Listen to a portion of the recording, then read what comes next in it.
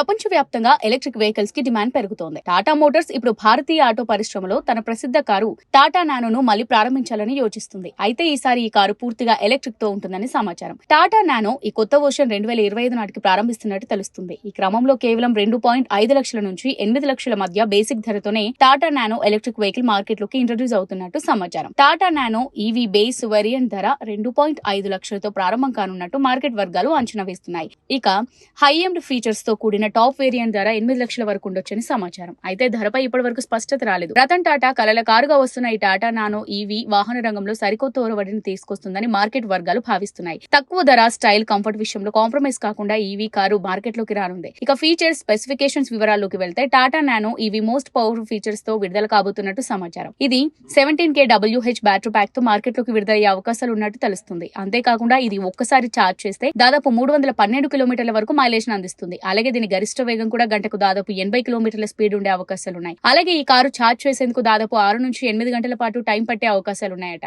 ఇక ఈ కారు లోపల భాగంలో 7 అంగుళాల టచ్ స్క్రీన్ ఇన్ఫోటైన్మెంట్ సిస్టమ్ కూడా ఉంటుంది. అంతేకాకుండా ప్రత్యేకమైన బ్రేకింగ్ సిస్టమ్ ను కూడా అందిస్తుంది. ఈ కారు టాటా కంపెనీ డిసెంబర్ చివరి వారంలో లేదా కొత్త సంవత్సరంలో విడుదల చేసే అవకాశాలు ఉన్నాయి.